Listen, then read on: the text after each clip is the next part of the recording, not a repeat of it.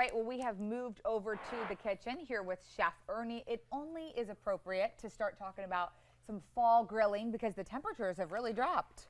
Thanks for being here. Thank you. You're welcome. For chilling it off. You're welcome. And thank you for bringing this in. It smells so good. It really does. It just smells like fall. Got some apples, got some cinnamon, I think I smell. Very appropriate. So what are we making today?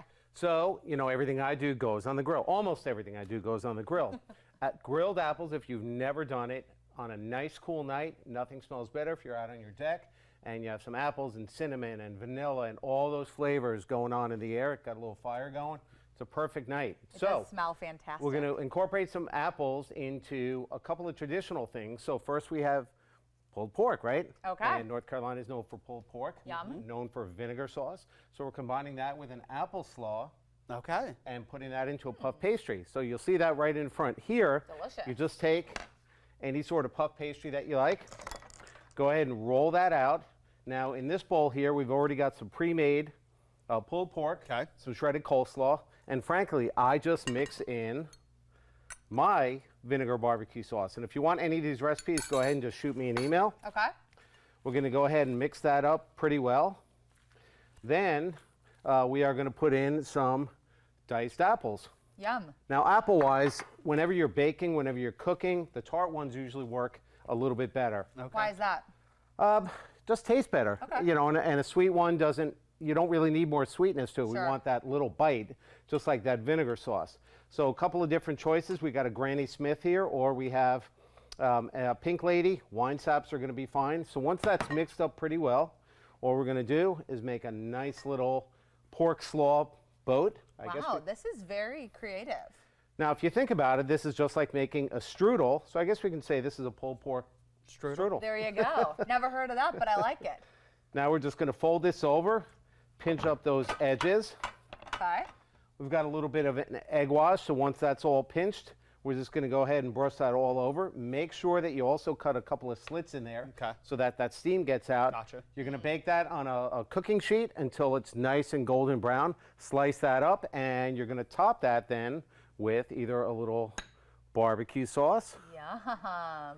Or Eric gets a little vinegar sauce. Okay. And dig in on that. Amazing. All right, well, while we try this, tell us about some of the work you've been doing in Western North Carolina. I know you're wearing your World Central Kitchen t-shirt here. So many of your audience members know I was with them in Poland a couple years ago. World Central Kitchen is an amazing organization.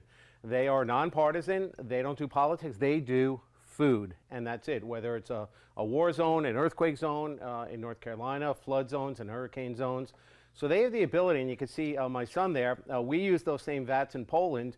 Each of those vats made enough, they called it paella, but it was beans and ham and potatoes for 2,500 meals each vat. In 7 hours, we did 9 of those. Unbelievable. And where were you? This was in Asheville. Okay. Then it went to the helicopter, went to trucks or cars, and then went out.